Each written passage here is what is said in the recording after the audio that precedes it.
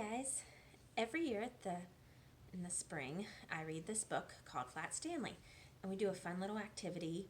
And I always have you guys make your own flat guys to send out. This is Gus. He's here too. To send to your friends and family. But this year, I'm coming to have an adventure with you, so I still wanted to read the book to you and let you get a taste for that. And I can't wait to see what adventures we get to have. And you can have your parents post them on Facebook and tag me, or you can send me pictures, or if you don't want to do pictures at all, that's fine too. But I'm really excited to see what we do together, and it's a fun little end of the year thing for us. So I really miss you. So let's get on with the story. Here's Flat Stanley. It's written by Jeff Brown, and pictures are by Scott Nash. Gus is going to help us read it. "Hey, come look," Arthur Lambchop called from the bedroom he shared with his brother Stanley. Mr. and Mrs. Lambchop cared greatly for politeness and correct speech. "Hay is for horses, Arthur, not people," said Mrs. Lambchop. "But look," Arthur said, pointing.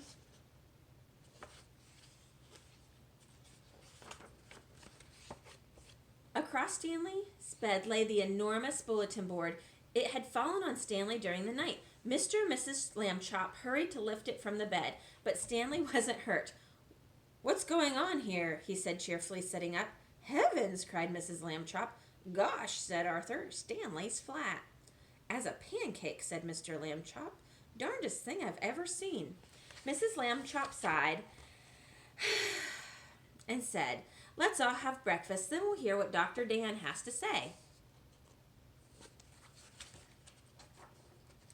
In his office, Dr. Dan examined Stanley. "How do you feel?" he asked. "I felt sort of tickly after I got up," said Stanley, "but I feel fine now." "Well, that's mostly how it is with these cases," said Dr. Dan. The nurses took Stanley's measurements. He was 4 feet tall, about a foot wide, and a half an inch thick. Being flat could be fun. Stanley enjoyed going in and out of rooms by sliding through the crack at the bottom of the door. Arthur tried it too, but he just banged his head. Being flat could be exciting. During the holidays, Stanley was invited to visit his friend Thomas in California. Mr. Lambchop brought home an enormous brown paper envelope and said, "Stanley, try this on for size." The envelope fit Stanley perfectly. The next morning, his parents slid him into it along with an egg salad sandwich and mailed him from the box on the corner. And that's what I did. I made a flat Miss Berkshire and mailed him from my mailbox to your mailbox. Mailed her, sorry. Still talking on the story. Stanley had a fine time in California. Thomas's family returned him in a beautiful white envelope they made themselves. They marked it airmail and wrote "valuable." This end up on both sides. In the park one Sunday afternoon, Stanley and Arthur watched some boys flying kites. "Someday," said Arthur, "I would like to have a big kite." "You can fly me, Arthur," said Stanley. "Come on." He gave Arthur a spool of string and attached the string to himself. They ran across the grass to catch the wind. Up, up, up went Stanley. Arthur let out all the string, and Stanley soared high above the trees. Everyone stood still to watch. But Arthur got tired of running with the empty spool. Wedging it in the fork in the tree, he went off for a hot dog. He didn't even notice when Stanley became tangled in the branches of the tree. A half hour passed before Arthur heard Stanley's shouts and climbed up to set him free. Arthur apologized over and over that evening, but Stanley was still cross. There's mad. The next morning, Mr. Lambchop and Stanley met their neighbor, Mr. O.J. Dart, director of the famous art museum. Mr. Dart looked worried. "Another valuable painting was stolen from the famous museum last night," he told Stanley and his father. "The police suspect a gang of sneak thieves. They work at night by sneakery, which makes them very difficult to catch." Stanley had an idea. He explained it to Mr. Dart. "We'll try out your plan tonight," Mr. Dart said. That evening, in the main hall of the museum, Mr. Dart showed Stanley the most expensive painting in the world. Next to it was an empty picture frame. "And now, Stanley," said Mr. Dart, "it's time for your disguise." Stanley showed Mr. Dart the disguise he had brought. "This is a really good one. My cowboy hat and a red bandana." "I'm sorry," said Mr. Dart, "but we don't have any cowboy pictures here. You must wear the disguise I have chosen." Stanley could hardly speak when he saw Mr. Dart's disguise. "I'll look like a girl," he protested, but Stanley was a good sport, so he put it on.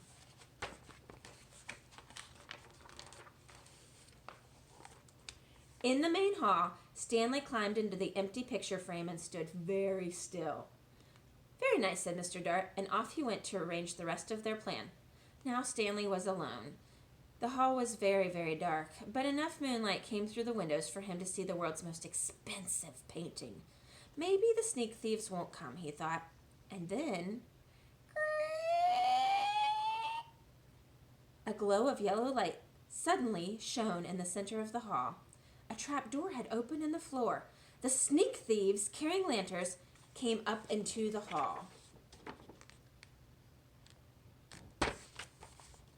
The thieves took the world's most expensive painting off the wall. "This is it, Max," said the first, whose name was Luther. "In all this great city, there's no one to suspect us." Then Luther saw Stanley in his frame. "I thought sheep girls were supposed to smile, Max," he said. "This one looks scared." Stanley managed a tiny smile.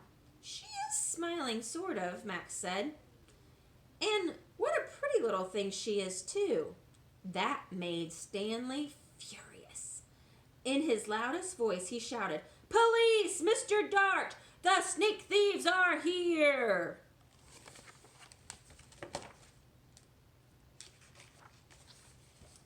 "Max," Luther whispered, I heard the sheep girl yell." "Oh boy, yelling pictures. We both need a rest," Max whispered back. "You'll get arrested, all right," shouted Mr. Dart, rushing in with lots of policemen. "You'll get arrested, that's what." The sneak thieves were quickly handcuffed and led away to jail. The next morning, Stanley Lambchop got a medal from the police chief. The day after, his picture was in all of the newspapers.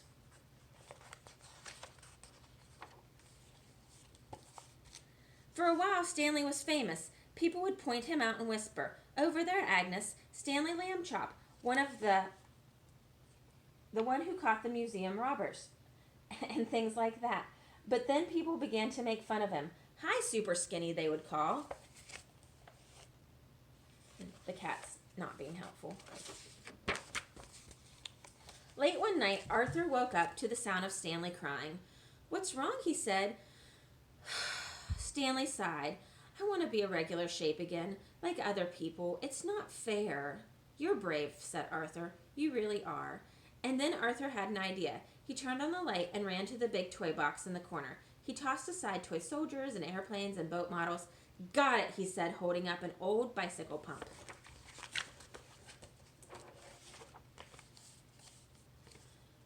"Okay," Stanley said after a moment, "but take it easy." He stood at the end of with the hose in his mouth, clamping his lips tightly so that no air could escape.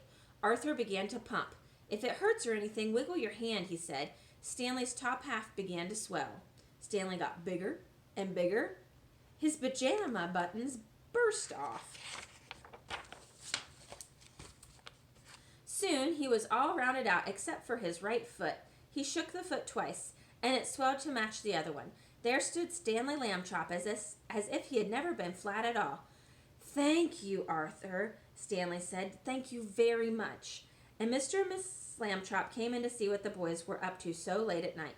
"George," said Mrs. Lambchop, "Stanley is round again." "I'm the one who did it," said Arthur. "I blew him up." Mrs. Lambchop made hot chocolate to celebrate with several toasts that were drunk to Arthur for his cleverness.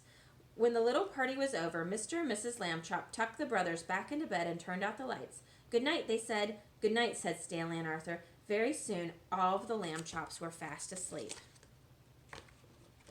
And here's a picture of the bulletin board with some flat kids on it.